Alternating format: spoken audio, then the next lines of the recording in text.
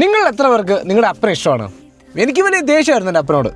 കാരണം ഞാൻ പറയാം, ഞാൻ +2 പരീക്ഷയൊക്കെ എഴുതി എനിക്ക് വണ്ടി ഓടിക്കാൻ ലൈസൻസ് കിട്ടി നിൽക്കുന്ന സമയം. അപ്പോൾ നമ്മുടെ കൂട്ടുകാരിൽ ചിലർക്ക് അവരെ അപ്പന്മാർ ബൈക്ക് എടുത്ത് കൊടുത്തു. അപ്പോൾ ഞാനും വളരെ വിനയത്തോടെ എൻ്റെ അപ്പൻ്റെ അടുത്ത് നിന്ന് ചോദിച്ചു, പപ്പ എനിക്കൊരു ബൈക്ക് എടുത്ത് തരാമെന്ന്. പുതിയൊന്നും വേണ്ട, സെക്കൻഡ് ഹാൻഡ് ആണെങ്കിലും മതിയെന്ന് പറഞ്ഞു. അന്ന് എൻ്റെ അപ്പൻ എന്നോട് പറഞ്ഞത്, എടാ സ്വന്തമായി പൈസ ഉണ്ടാക്കി അധ്വാനിച്ച് ഒരു കാര്യം മേടിച്ചാലേ അതിൻ്റെയൊക്കെ വാല്യൂ നിനക്ക് മനസ്സിലാവും. അതുകൊണ്ട് എൻ്റെ മോൻ പോയി സ്വന്തമായി അധ്വാനിച്ച് പൈസ ഉണ്ടാക്കി ബൈക്കോ കാറോ എന്താണെന്ന് വെച്ചാൽ വാങ്ങിച്ചോളാനാണ്. എനിക്ക് വലിയ ദേഷ്യമായിരുന്നു എൻ്റെ അപ്പനോട് ആ സമയത്ത്.